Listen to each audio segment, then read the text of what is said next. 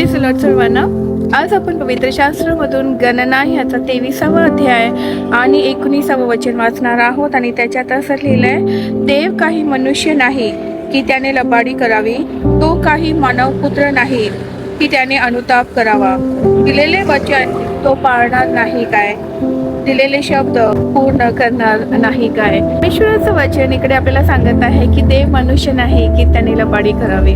आणि आपण अनुभवतो की मनुष्य लबाडी करतात, खोटं बोलतात, कायदे पूर्ण करत नाही, लबाडी करतात, चवतात, छळ करतात, खोटं बोलतात, सोडून जातात. या सगळ्या गोष्टींचा अनुभव येत असतो. परंतु आज परमेश्वराचं वचन, परमेश्वराचं अभिवचन आपल्याला हे शिकवत आहे की परमेश्वर लबाडी करत नाही, परमेश्वर खोटं बोलत नाही, जे तो बोलतो ते तो करतो. आमेन. परमेश्वराच्या मुखातून निघणारी वाणी सत्य आहे आणि अभिवचन पूर्ण करणारी आहे.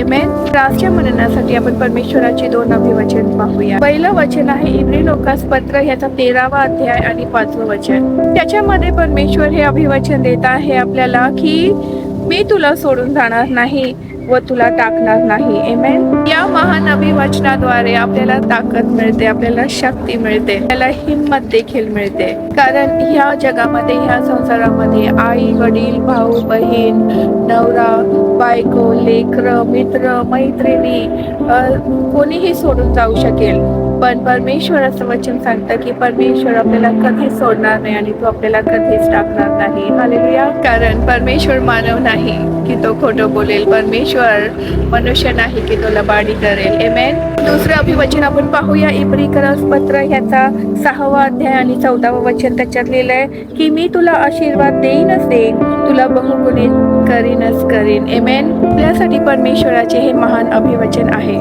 त्याच्या मुखातून निघालेली ही वाणी आहे. त्या आशीर्वादासाठी आपण खूप धडपड करतो, रात्रंदिवस प्रार्थना करतो, चर्च मध्ये जातो, सेवकांकडून प्रार्थना करून घेतो, मीटिंग मध्ये जातो. परमेश्वर त्यामुळे प्रसन्न होतो. वचन सांगतं की परमेश्वर म्हणतो की मी तुला आशीर्वाद देईनच देईन, बहुगुणित आशीर्वादित करेन.